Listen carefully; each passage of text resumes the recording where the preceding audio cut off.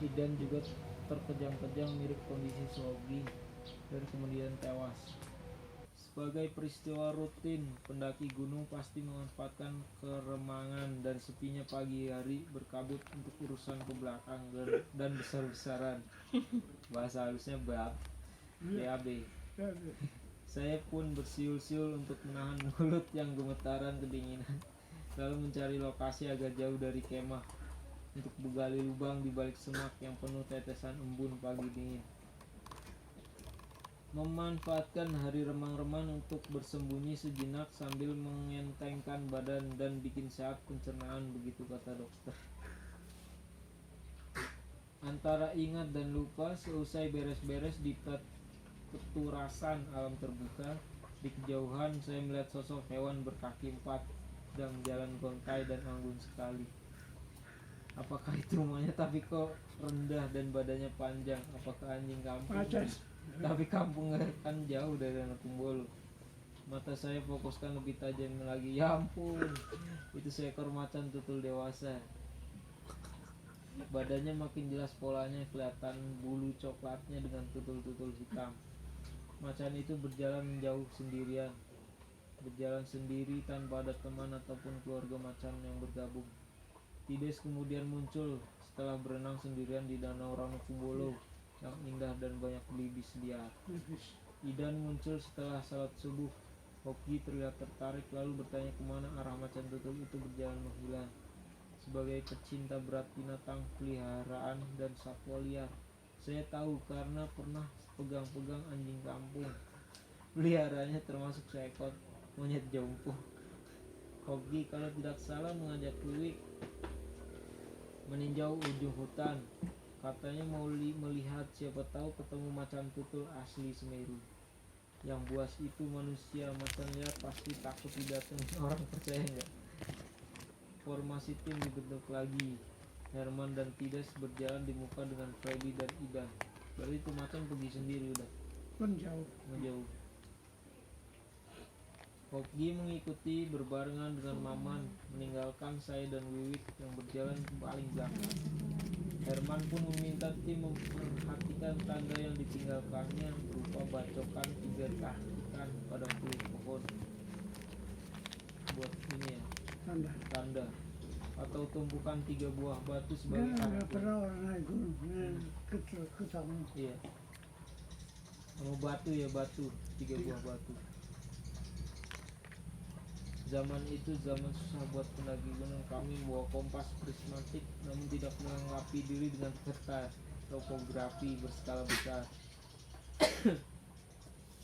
Herman bermodalkan peta Belanda tahun jebot. Iya, peta topografi tahun 1908 dengan kata-kata legenda yang hanya dia dan Tides saja yang mengerti.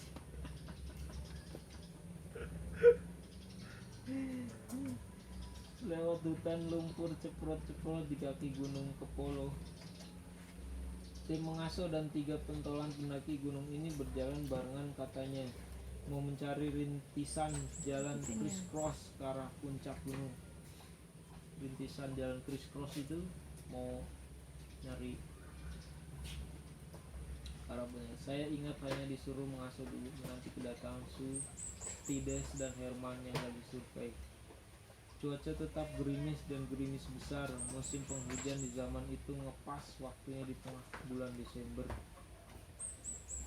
Badan kami semuanya kuyup tersiram air hujan. Tidak ada yang pakai mantel hujan kecuali lembaran ponco atau jas hujan tentara yang serbaguna. Idan, saya masih ingat selalu mengenakan topi rimba dan gayanya memang bertokok. Oh, topi yang dari alias maco dalam istilah anak gaul zaman sekarang.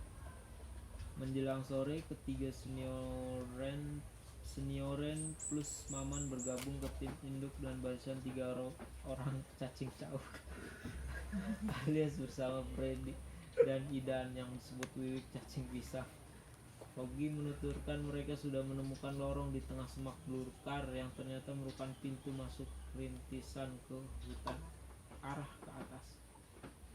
Herman, Su, dan Tides menemukan jalan masuk ke Rekopodo. Ketemu pintu masuk ke puncak Semeru. Malam ini kita berkemah lagi di Ranukumbolo. Balik lagi. Oh, balik lagi kita. Kan kuda ketemu. Istilah dan bikin persiapan untuk attack ke puncak. Kamu cek perbekalan malam ini, usaha makanan bagus ya, sebab kita perlu gizi untuk menempuh jalan tanjakan. Pagi berangkat menjelang sore kita akan tiba di puncak kalau tidak tersesat. Lalu langsung turun, kita kembali ke site Ranukumbolo. Itu sudah, ujar Herman. Mantap. Kembali ke kemah yang sudah kami jadikan rumah tinggal sejak kemarin. Wiwik tampak tegang karena dia khawatir macan tutul nongol dan mengganggu. Hogi tertawa-tawa dan bilang seharusnya macan tutul itu yang takut pada manusia, apalagi tim beranggotakan 8 lelaki sehat dan kekar. Memang rata-rata kami semua berbadan kekar, mungkin Hogi yang bodinya paling kecil, namun semangat dan tenaganya melebihi kami yang kekar-kekar.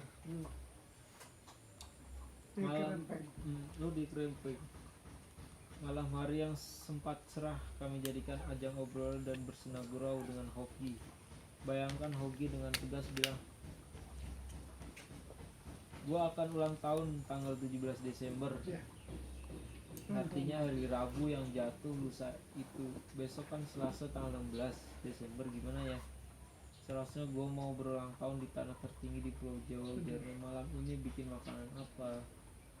Santap malam tanpa meja bertaplak dan piring bersendok kartu. Kami menyantap lahap surimi rebus dengan campuran telur matang yang dibeli Maman di warung Tegal dekat rumah, serta campuran kornet daging.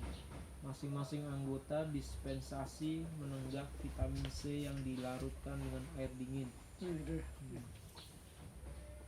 Wah, segar. Juga kami mendapat sekerap coklat campur kacang mete, coklat Silver Queen yang merupakan barang lux saat itu. Peternakan sapi dan Rekopodo Mameru. Sambil makan, Tides dan Herman angkat suara dan bertutur soal desa Ranupane yang agak di bawah Ranukumbolo atau Ranukumbolo. Menurut buku Bergenwelde karya C.W. Wordsman tahun 1928, di Ranupane tahun 1920-an ada perusahaan peternakan sapi perah. Di desa itu ada persil tanah luas yang diberi pagar kawat dengan beberapa rumah kayu atau blok kuis dengan atap rendah. Di sana ada gudang dan kandang besar serta sapi Holland yang dilepas berkeliaran bersama anak-anak sapinya. Di dalam rumah ada pajangan tanduk rusa hutan serta bentangan kulit macan, kata Herman. Dulu ada jalan kuda atau gerobak melewati Cemoro Kandang menuju ke Lumajang. Sedangkan satu jalan desa lainnya menuju Tosari lewat padang pasir dekat Gunung Bromo di dataran tinggi. Suasana malam gembira, kami banyak mendengar cerita dan informasi tentang Semeru dan sekitarnya. Malam itu Hoki menuturkan latar belakang kisah rakyat folktale perihal Rekopodo, puncak Mahameru dan lainnya. Rekopodo atau Arkopodo yang artinya arca kembar konon berada di ketinggian 3250 di atas permukaan laut. Di sana terletak sepasang arca kecil zaman Hindu. Dua ketemu. Lalu mengulas puncak Mahameru disesuaikan dengan dongeng suci Pandawa Seda atau mati moksanya Pandawa di puncak Mahameru. Satu demi satu kakak beradik itu meninggal dalam perjalanan ke puncak Mahameru. Nakula dan Sadewa meninggal, lalu menyusul berturutan Drupadi, Arjuna, dan Bima, hingga tertinggal Yudhistira yang ditemani seekor anjing setianya. Begitu kira-kira tutur. Yang menyegarkan hari itu adalah karena tidak terlalu banyak jalan ceprot-ceprotan di Pokoknya di hari Senin tanggal 15 Desember 1969, perjalanan seharian itu tidak menyita tenaga dalam dan tidak tenaga luar. Maksudnya tenaga untuk menggerakkan urat kaki dan tubuh. Tidak diempos habis-habisan. Napas yang sepotong-sepotong keluar masuk ke paru-paru dan hidung juga tidak digenjot bikin kempas-kempis dada. Pokoknya hari survei itu santai dan indah. Semuanya jalan-jalan menikmati alam permai sesuai gelar cinta alam yang cinta damai. Usai makan malam, semua berbenah-benah untuk perjalanan ulang-alik besok hari. Barang bawaan kami kemas disesuaikan dengan kebutuhan perjalanan ulang-alik besok hari. Saya ditugaskan bersama Freddy dan Idan untuk mengatur perlengkapan perkemahan darurat, termasuk membawa kompor, pompa, ponco, perbekalan T3K, perlengkapan survival termasuk jarum, benang, dan kancing serta peniti, lentera dengan minyak tanahnya dan lilin, serta senter dan baterai. Cadangan untuk penerangan darurat kalau kemalaman di jalan pulang. Juga bahan makanan kering untuk sekali makan siang, serta cadangan untuk perbekalan turun ke Ranukumbolo. Tenda yang masih tegak kami tinggalkan utuh-utuh, pakaian hangat di Ranukumbolo. Tenda yang masih tegak kami tinggalkan utuh-utuh, pakaian hangat berlebihan dan selimut tebal kami simpan di dalam tenda tanpa kunci, termasuk surat-surat dan uang cadangan. Kan nggak ada orang. Nggak ada orang kan. Cuma berdelapan itu aja. Dan motong. Menurut kami. Kami pun siap-siap tidur mengenakan pakaian untuk perjalanan esok hari. Pakaian kotor dan basah kami cantelkan di tali jemuran darurat agar kering sendiri, termasuk jaket hijau super keren hoki. Oh, kita dapat dari bapak. Oh, dari tahu Bapaknya. Kalau sepatunya Jangan sepatu. Oh iya, dia dapat juga. Iya. Sepatu biasa, sepatu teko. Aku. Jaket. Itu yang supaya kami letakkan di bawah tidur. Tapi itu mengenakan pakaian untuk perjalanan pakaian termasuk jaket hijau super keren hoki dan pelapis hangat bulu Dapat dari halus bapak angsa segitu. model anorak Ya, yang panjang warna hijau. warna hijau. Hogi yang tidur satu tenda dengan saya, Wiwik dan Maman terlibat dalam obrolan tentang Jakarta, termasuk mengisukan di tahun itu belum ada istilah ngerumpi. Teman-teman cowok dan Aku nggak tahu nggak marah. temin-temin cewek-cewek. Enggak, kalau tahu marah. Pas tidur. Terus Nyanyi, Hogi bersemangat sekali meminta kami menyanyikan lagu Nobody coba Know. dinosel sama Nobody Know My Sorrow. Kami sambil di Nisa di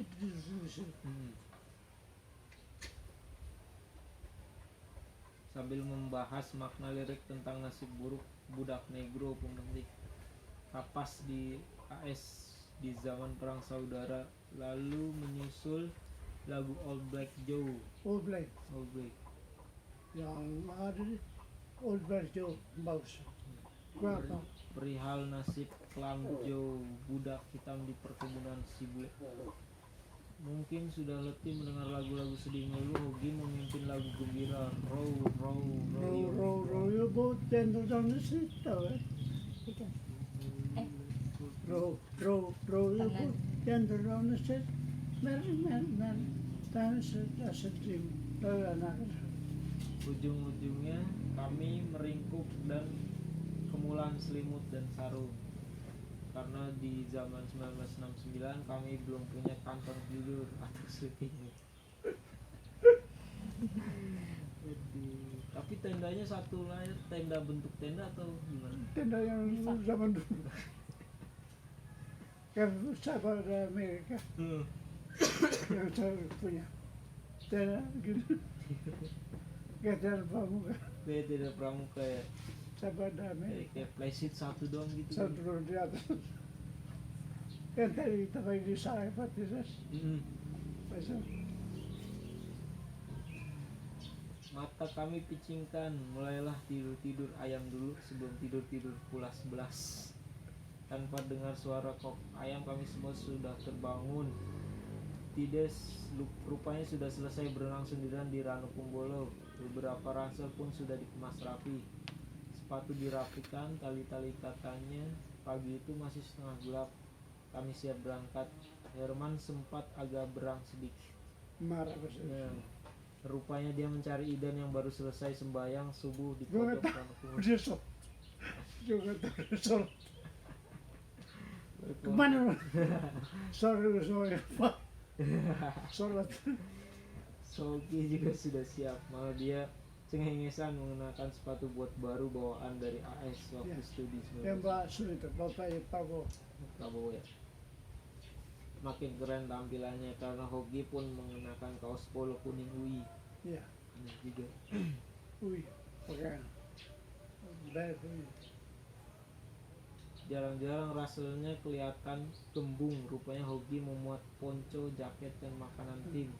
Perjalanan dipimpin Tides. Lalu Hoki sempat merangkak-rangkak di lorong semak belukar. Ini kayak gini jalannya. Macan yang lo lihat kemarin dulu. dia mungkin lewat sini, ujar si Hoki. Atau kapak-kapak macan yang Wiwik lihat dekat tenda mungkin macan yang sama. Aduh. Siang harinya kami berhenti di pelataran di kaki Gunung Kepolo Ya. untuk orientasi jalan masuk ke Rekopodo. Bajang namanya. Terus Terus tugas rutin saya membagi-bagi makanan buat perut kosong rekan tim pendaki sambil mengikuti Herman dan Idan mencari air di sumber sumber mani. mandi di antara bawah Semeru Dia dan Kalimati ya? Enggak, Enggak, di atas. enggak Kalimati berarti. pas di bawah Semeru Hmm. ke kanan. Kanan, kalau Kalimati ke kanan. Ya, di bawah. Jauh juga itu. Mau jauh di kaki Semeru. 1 jam. Bolak-balik 1 jam. Ya, neta saya itu. Iya, letus. Kalimat sumber mandi Sumber kami. mani. Siang harinya kami berhenti di pelataran di kaki Gunung Polo untuk orientasi jalan masuk ke Kokodo. Dua kalimat sumber mandi. Hati-hati taruhnya karena lucu. Rupanya ada ceruk kecil dinding padasnya meneteskan air jernih. Kalimat Herman menampung tetes-tetes air bersih ke dalam pedles aluminium, katanya buat cadangan melarutkan vitamin C yang asin-asin enak. Obrolan dan gurauan masih stabil seperti kemarin, tapi tanpa diskusi dan debat panas soal camping versi Herman dan Hoki.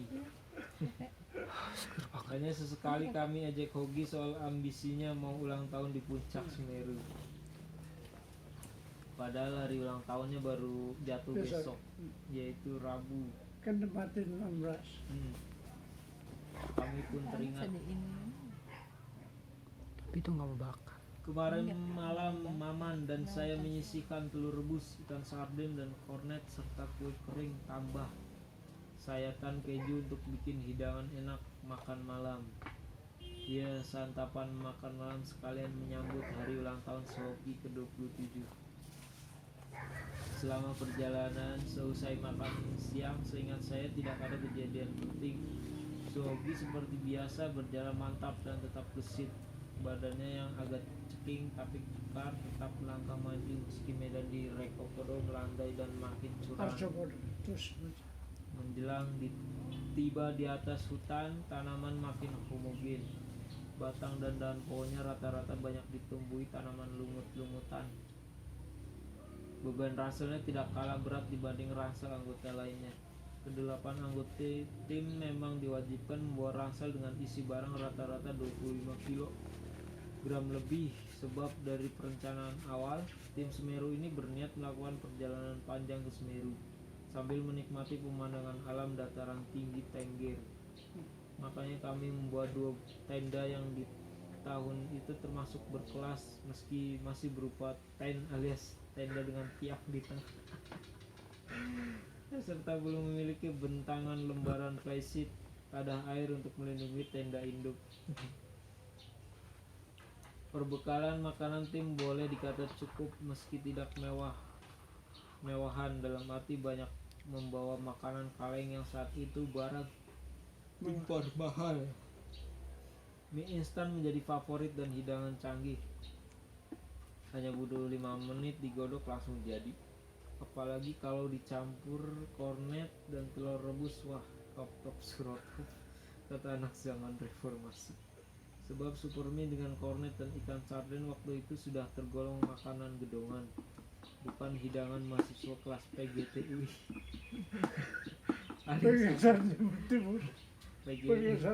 PGT alias asrama pegasati.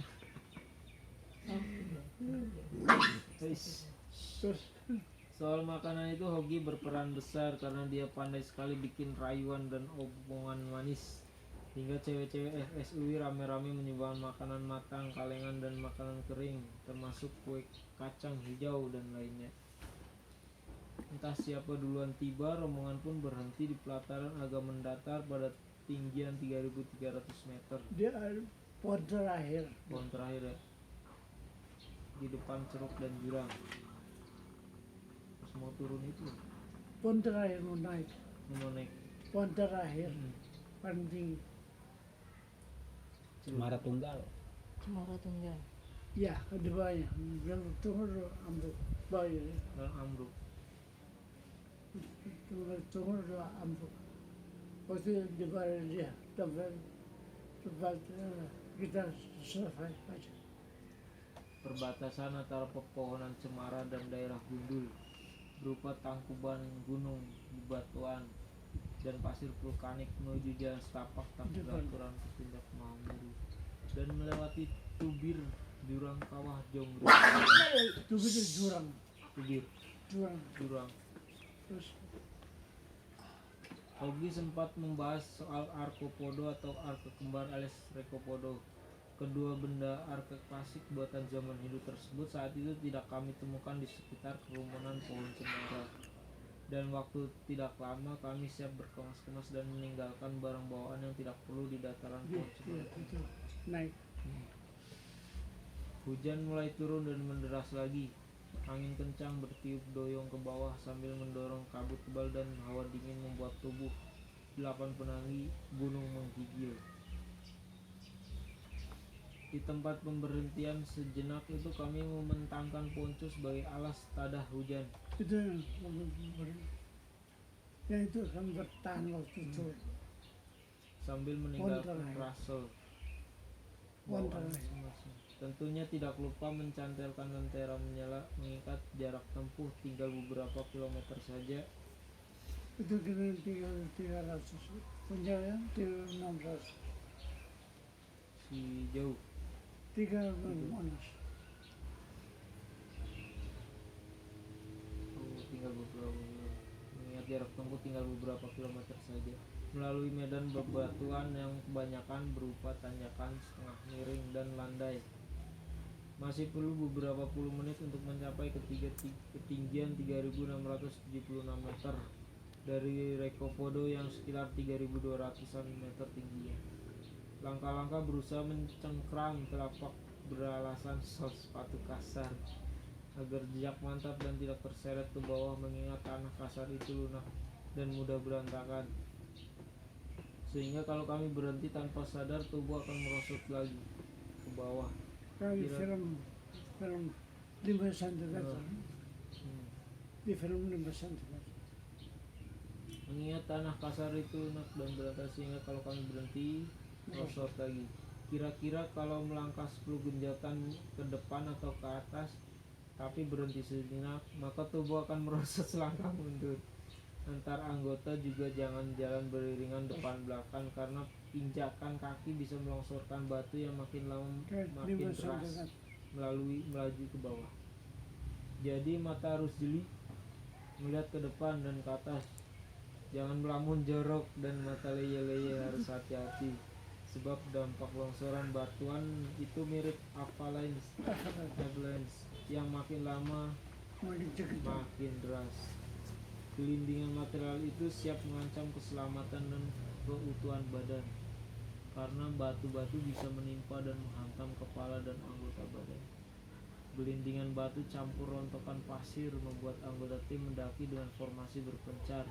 Rolling Stone, awas batu, teriak Wiwik, memperingatkan rekan yang berjalan di bawahnya.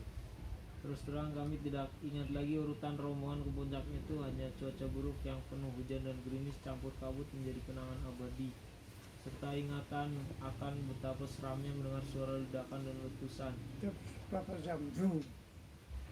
Ditambah semburan gas yang menyemprotkan ke langit debu dan material vulkanik. Langkah Berjatuhan. Terus Langkah kaki mengiringi tarikan dan buangan napas berat. Udara terasa kosong, menyulitkan paru-paru, menyedot hawa segar. Mulut kering, kerongkongan rasanya lekat. Kami harus irit air minum karena persediaan air di wet place sudah menipis. Saya tetap jalan berpasangan dan berjajar dengan Maman, sesekali berteriak mengingatkan rekan di bawah kalau langkah kami membuat longsoran pasir dan gelindingan batu. Makin menanjak ke atas, makin jelas terdengar dentuman dan semburan-semburan melalui lubang pundan kawannya. Kaki akhirnya melangkah ke tanah agak datar di dataran tanah tertinggi Semeru Pulau Jawa. Di sana di sekitar bentengan tumpukan batu setinggi 1 meter. sekarang udah tenggelam. Dulu setinggi, sekarang tenggelam pasir. Pasir. Kami melihat beberapa nama tim pendaki yang pernah menjejakkan kaki di puncak. Manadri, Don ada namanya. Sudah memasuki Bon, bibit tidak. Ahoy Don, Sabun Mandal. Ada beberapa tuh banyak. Pegang tulis di Tulis. batu. Oh, tulis di batu. Manadri, Mana di? Sabun Mandal, Don, Ahoy. Mana? Terus Saya dan Mon melihat Sohoki, Wiwik, Tides, dan Freddy di sana. Hoki lalu bergegas turun, mungkin bebarengan dengan Tides. Turun cepat, turun. Cuaca tidak bagus. Kami tunggu di Cemoro bawah ya. yang tadi batu-batu status. Begitu kira-kira, ujar Tides. Rentan waktu 40 tahun rupanya bikin ingatan sedikit menguap, karena saya sungguh tidak ingat persis siapa-siapa saja yang berada di puncak Mameru.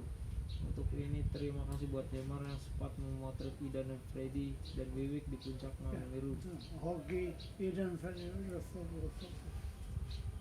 Foto Ida berbaring di depan tumpukan dengan tulisan dari cat warna Sabah Mandala Imada Ahoy yang dipasang Don Hansman tahun 1967 dan lambang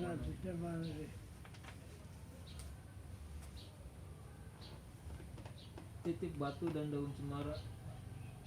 sebagai kasih batu. Selesai berdoa sejenak dan menyaksikan letupan kawah Jonggring Saloko di puncak Mameru serta semburan uap hitam yang mengembus membentuk tiang awan.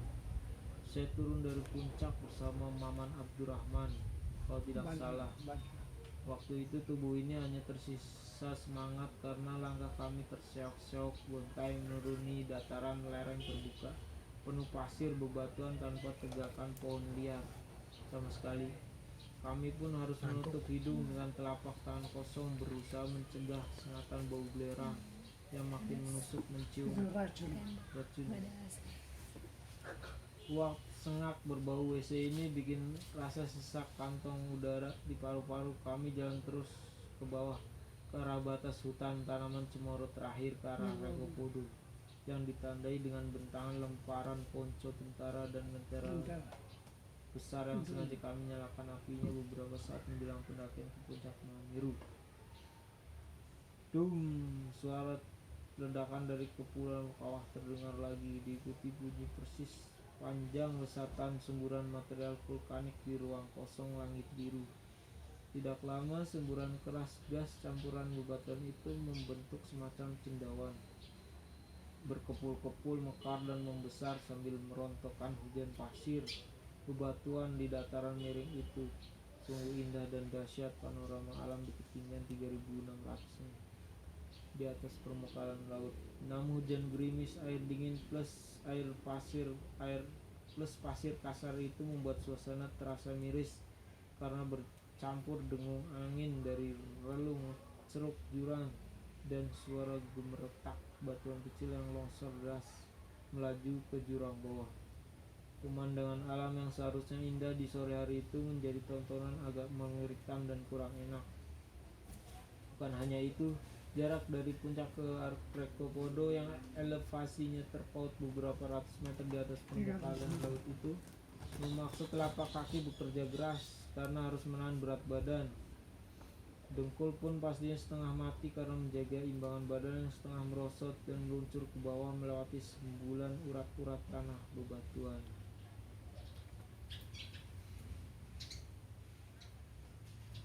Di sela guratan selokan tak beraturan, sungai-sungai alami bentukan longsoran air.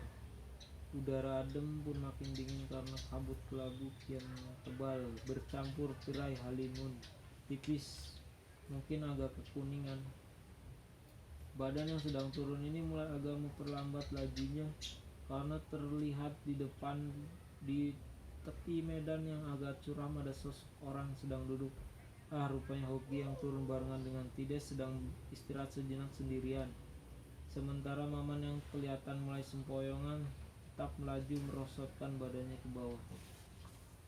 Saya pun berhenti sejenak basa-basi menyapa Hoki yang berstatus dosen saya di FSUC Rawamangun, Jakarta Timur. Sore hari Selasa Pon tanggal 13 Desember 1969 atau 6 Syawal 1390 Hijriah, di tepi lereng menjelang puncak Semeru, Sohoki yang umurnya 27 tahun minus sehari lagi duduk setengah termenung.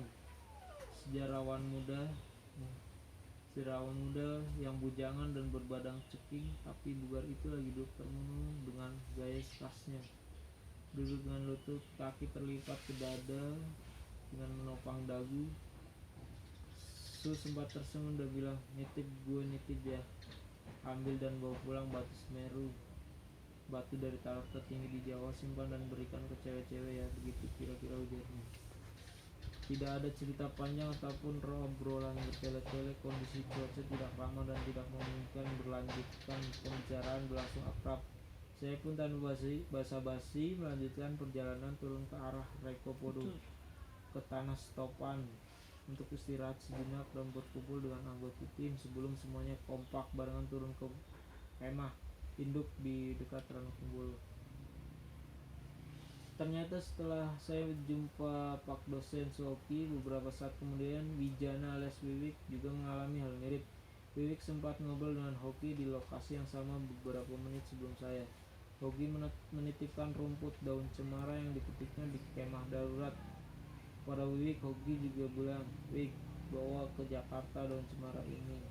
Itu daun cemara dari hutan tertinggi di Pulau Jawa, kasih buat cewek-cewek kita di kampus Rawamangun ya. Begitu antara lain kata-kata Su yang diingat Wiwik. Tidak jauh dari titik pertemuan dengan Hoki, saya berpapasan dengan Herman yang jalan bertampingan dengan Idan ke arah puncak. Hanya mata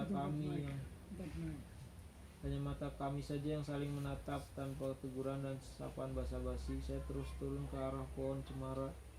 Pertama di batas hutan tempat pertemuan dengan Tidas dan Wiwik yang sudah sampai duluan.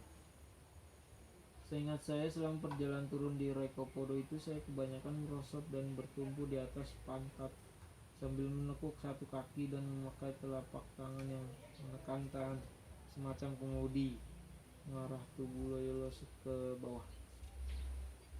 Antara ingat dan lupa, tubuh rasanya sudah makin hilang simpanan tenaga.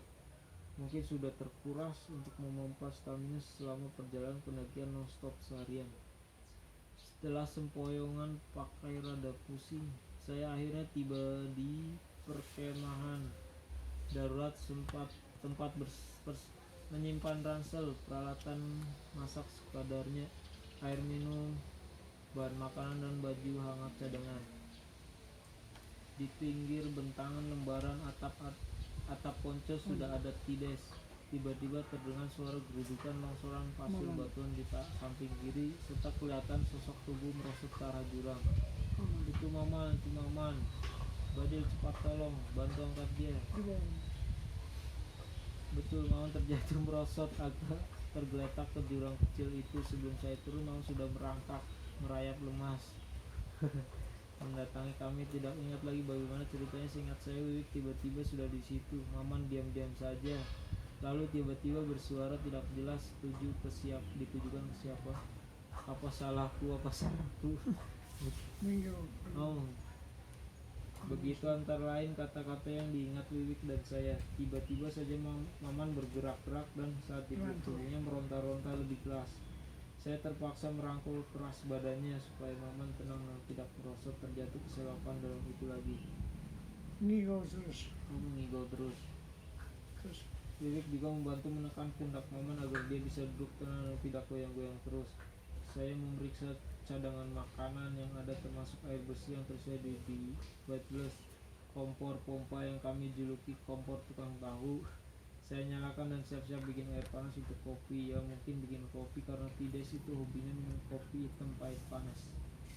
Untuk kenyamanan kerja tubuh Maman yang sudah lemas, saya sadarkan ke dinding ceruk. Kemudian tubuhnya saya sandari dengan badan saya biar Maman tidak bergerak-gerak dulu. Itu dia kenapa?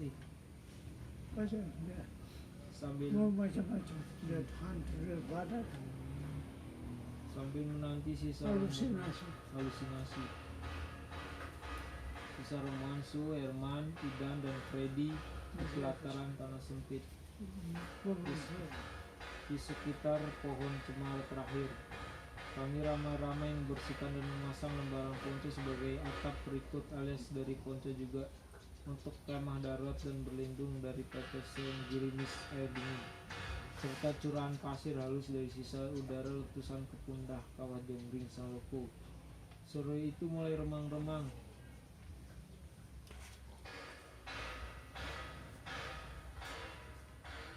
Lalu terdengar suara gemeresak lagi. Freddy Lasut, rekan anggota tim termuda dari mahasiswa SMA, tiba-tiba muncul sambil merosotkan tubuhnya yang jangkung. Su dan Idan kecelakaan. Hogi dan Idan kecelakaan. Katanya tak jelas apakah waktu itu Freddy bilang penyebab kecelakaan kedua kawan itu. Heron masih jaga mereka di atas sana. Kami semua keluar dari bawah bentangan tenda darurat bergerak-gerak. Su, Herman, Idan, Hogi, Idan, Herman. Udara hening dan desing angin di ketinggian gunung meredam dan menahan suara teriakan Freddy, Tides, dan Wiwik.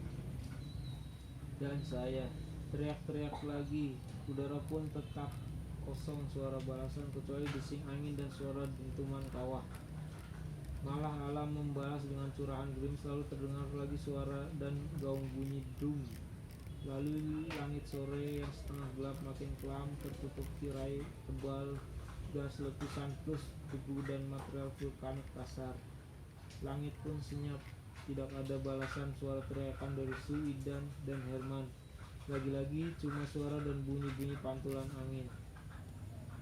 Tides yang paling senior, sebab di zaman itu belum ada istilah toku dari bahasa Proven yang artinya tua. Konten ambil sikap VJ, kamu ke atas lihat Su, Herman, dan Idan. Cepat cari tahu kecelakaan kenapa. Tegas terhadap Freddy yang biasanya kami ejek dengan istilah kapitis alias anak kapi. Kapicus. Adik kami mahasiswa.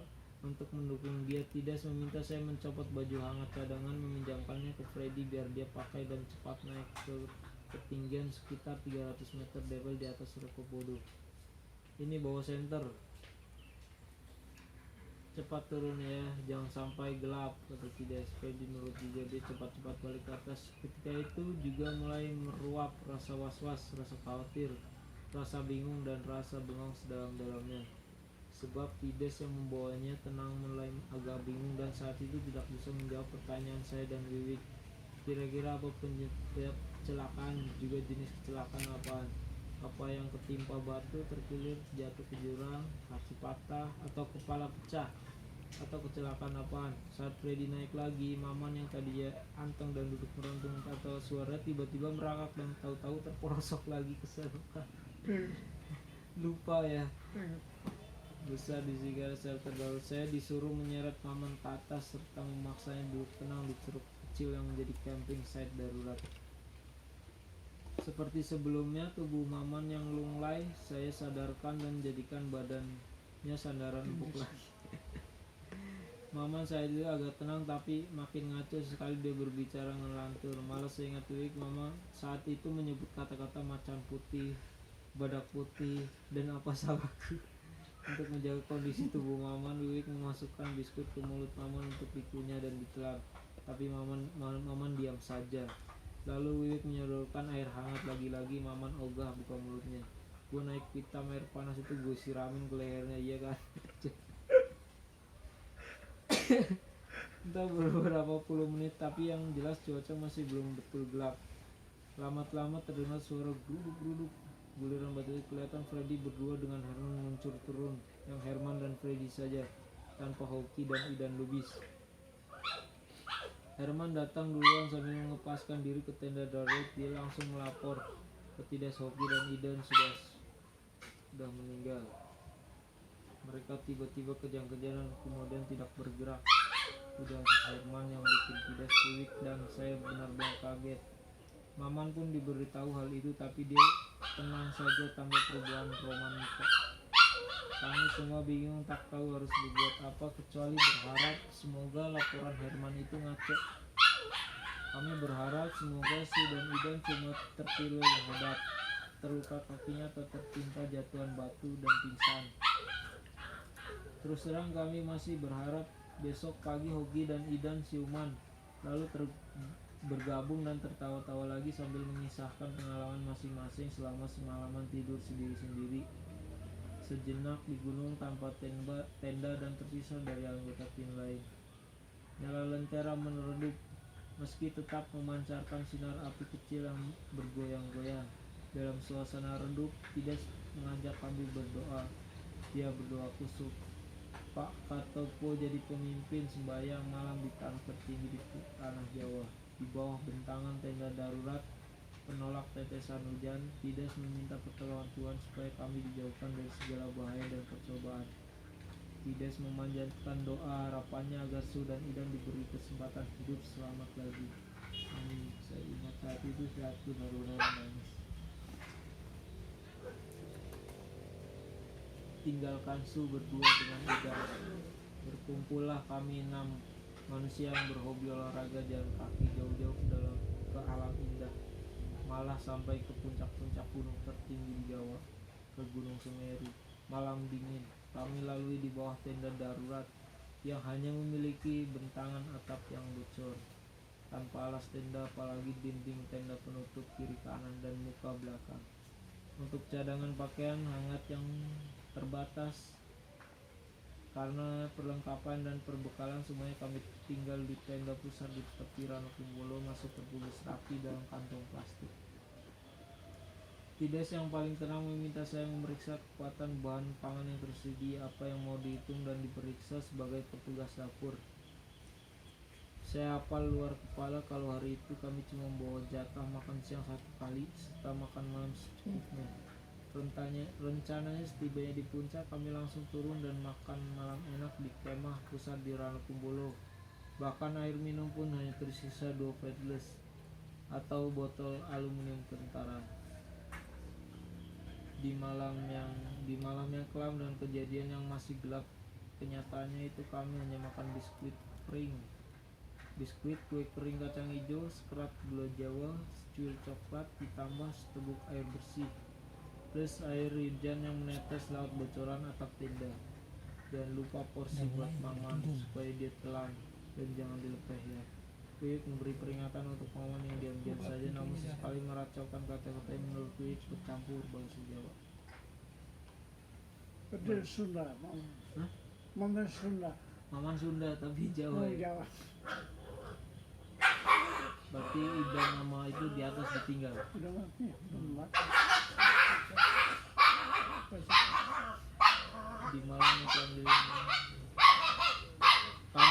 berkumpul. Kalau tidak salah posisi tidur kami itu bergaya duduk dan saling sandar. Saya kebagian di posisi kiri luar alias penjaga dinding kosong di kiri tenda, sambil seperti biasanya menjadikan Maman Abdurrahman sebagai sandaran demi menjaga Maman agar tidak keluar tenda dan main hujan. Di sebelah saya ada Tidas, Dia Wiwik, demam. Lalu Freddy serta Herman Lantang yang menjaga angin dan tampiasan air hujan di posisi kanan tenda tanpa dinding. Mungkin saja setiap orang saat itu semuanya tidak tidur nyenyak pakai ngorok. Kami dapati ketiduran atau terpaksa jatuh tertidur karena kecapean berat. Tapi lalu tiba-tiba terbangun karena kedinginan atau terkaget-kaget karena tersengat rasa dingin. Badan yang basah terkena rembesan dan bocor air hujan. Saya pun begitu. Selain kaget karena rasa dingin, Maman sebagai sandaran tiba-tiba suka berontak-rontak dan ngaco lagi ngomongnya. Meski begitu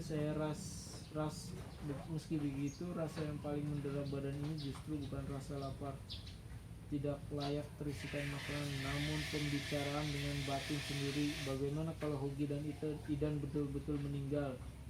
Betul kan besok Hogi dan Idan siuman dan hidup lagi? Bagaimana besok pulang ke rumah? Apa masih sanggup berjalan pulang? Atau bagaimana caranya meminta bantuan pertolongan dari penduduk terdekat?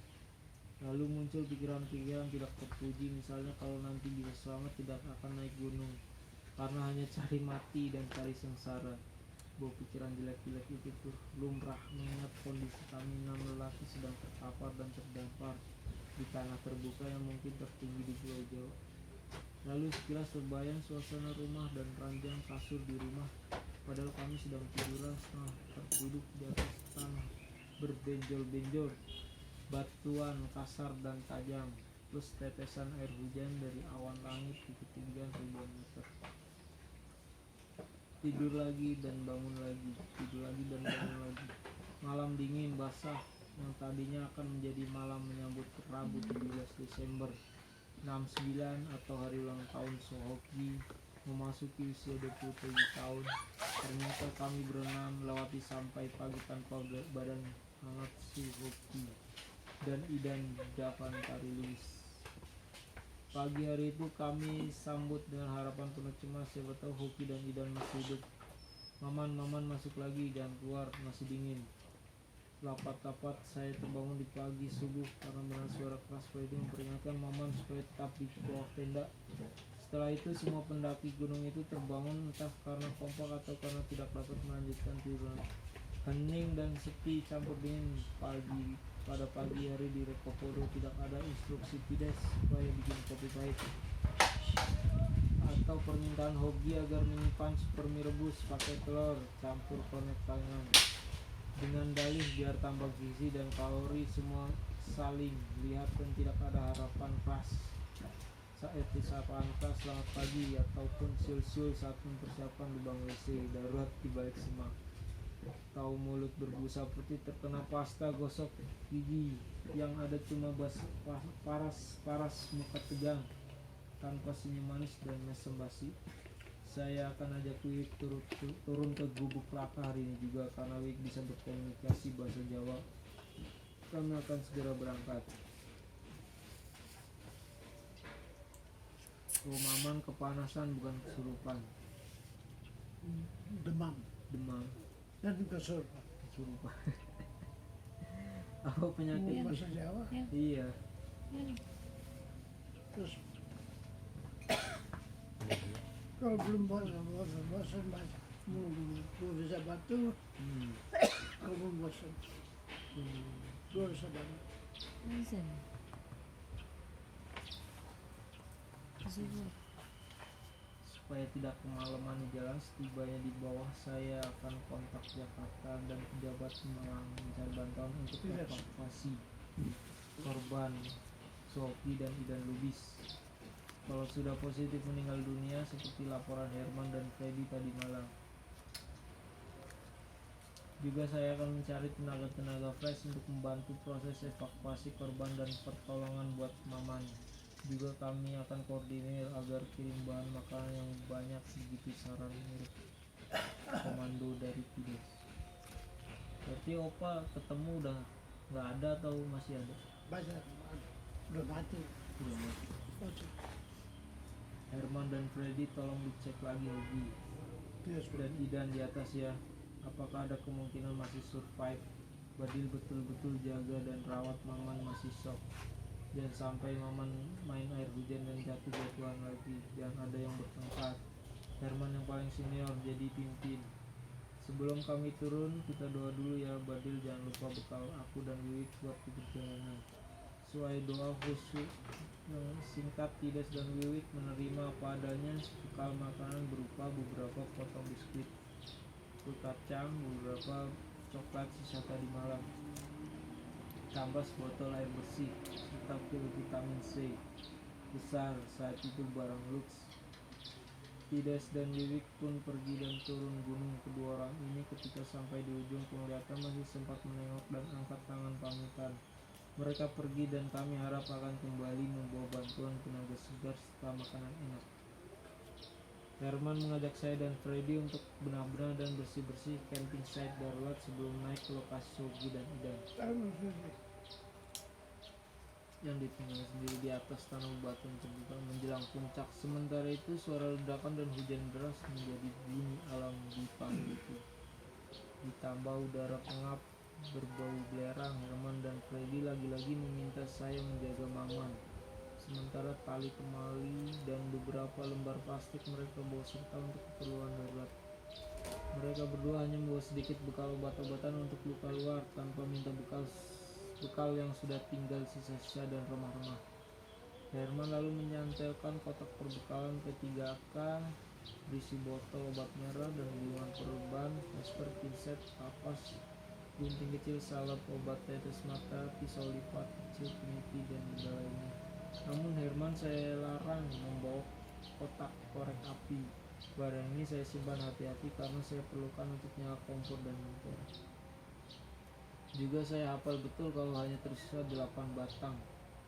Saya pun berkemas-kemas membereskan sisa perkemahan dan bahan makanan. Tentu kami keamanan Maman yang dikhawatirkan nyelonong dan jatuh-jatuhan lagi ke jurang. Saya tanpa izin segera mengikatkan tali ke sabuk tentara atau couple rim yang sengaja saya kenakan di pinggang Maman. Beberapa puluh menit kemudian terlihat 2 titik hitam meluncur ke bawah sambil merontokkan gelondongan batuan. Herman dan Freddy turun dengan cepat lalu menuju kemah darurat yang sudah dibereskan dan kembali alami.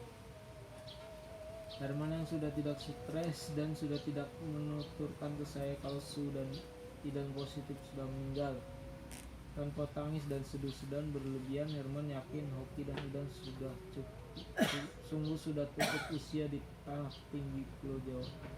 Kedua kawan itu sudah meninggal sejak Selasa sore kemarin. Setelah sempat ditangani Herman yang tidak tahu mesti berbuat apa. Su pertama terserang kejang-kejang, lalu Herman berusaha membantu, namun tidak berhasil. Kemudian setelah turun dengan Idan terjadi hal yang sama. Idan juga terkejang-kejang mirip kondisi Sogi dan kemudian tewas. Sorry, gue gak bisa bikin apa-apa, mereka sudah meninggal kemarin. Sore waktu Freddy datang menjemput, Hoki dan Idan sudah meninggal dunia. Gue dan Freddy segera turun karena Freddy bilang kalian nanti kabar. Tidak perlu tahu apa sebenarnya yang terjadi. Jasad Hoki dan Idan kami bereskan posisinya. Kami atur kedua jasad kawan itu berposisi tidur. Mereka persis lagi tidur, mata terkatup macam orang tidur pulas. Kedua tangannya kami silang di dada seperti lagi berdoa. Muka Hoki dan Idan kami tutupi sapu tangan dan kain yang ujungnya ditindih batu sekadar supaya jangan terkena langsung sorotan matahari atau tumbuhan debu pasir. terus tutup mata, sapu tangan batu. Kira-kira begitu ucap Herman yang ditambah bisa Freddy juga. Namun saya ingat kedua kawan itu bertutur tentang tidak kalap-kalapan atau histeris berat seperti di bayangan lain orang. Kami bertiga atau Udah berempat mati ngapain lagi? Udah mati ngapain lagi? Kami bertiga atau berempat dengan Maman masih tetap bengong dan susah diajak ngomong, lalu mengencangkan tali sepatu. Siap-siap turun, tanpa sadar kami menatap lereng tanah gundul penuh bebatuan. Mungkin merasakan betapa pedihnya hati kecil harus meninggalkan Sogi dan Idan, 8 trilubis, yang masing-masing sendirian dalam wujud sosok jasad dingin dan kaku, tanpa degup jantung dan air yang nafas hangat. Selamat tinggal dan sampai juga Hoki dan Idan. Kedua jenazah teman perjalanan pendakian Gunung Semeru itu Rabu siang tanggal 17 Desember 1969 dari Utasu Hoki, 27 tahun, terpaksa kami tinggalkan. Beberapa saat sambil menanti kedatangan tim penolong yang belum jelas kapan tibanya, hati kecil kami berjanji sosok Hoki dan Ida pasti akan dijemput secepatnya suatu saat. Rasanya mata nanar menahan air mata, pikiranku sepertinya terganggu bayangan jasad Sogi dan Idan yang lagi rebah di tanah begitu tinggi, begitu dingin, begitu jauh dari rumah di Jakarta. Dung, terdengar lagi ledakan dari kawah Jongbing Salopo. Kami pun mulai bergegas turun gunung entah kemana, sementara Sogi dan Idan Lubis tertinggal sebentar di atas dekat puncak Mahameru. Tides, Maman, Herman, Wei, Freddy, dan saya meninggalkan sejenak tubuh Hoki dan Idan terbaring begitu tenang seperti dalam kedamaian, nyenyaknya tidur abadi. Tentunya badan kedua kawan itu lagi dingin karena cuaca mendung dan gerimis pula. Terbayang wajah kedua kawan itu Seminggu bagus kalau dia es. dan rapat menengadah langit biru yang kadang-kadang tersapu cahan asap keterusan kawah.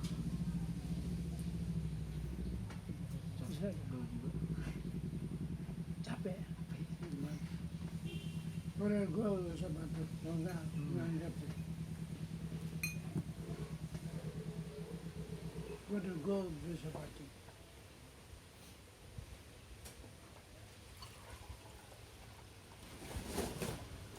Ini tulisan batik, tapi kami diwawancara.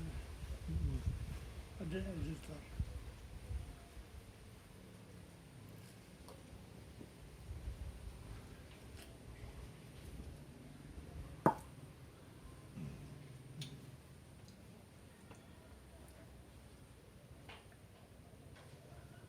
Dan semua ini hampir ada hikmahnya. Seperti tur apa banjir tinggi. Dia apa di Mujizat. Kalau dia campaign dia harus tahu. Yang hampir banjir dia bisa lewat. Dia sampai beberapa di situ. Dan banjir tulis. Semua ada hikmahnya. Bahwa waktu kita campaign situ, waktu dia balik ke Bedari, dia bisa lewat banjir. Batu berlindingan, dia bisa lewat. Tidak sampai di Kraka, pindah dulu depan dan pindah pintu Binancar. Mujizat mereka bisa lewat. Nggak mungkin orang bisa lewat sungai banjir. Batu berlindingan. Dah hikmahnya. Menurut gua, kalau kita percaya pada Tuhan, Tuhan akan membuat mujizat. Gua percaya itu. Asal kita benar-benar nggak habis masuk akal mereka bisa lewat sungai Ampera dan banjir.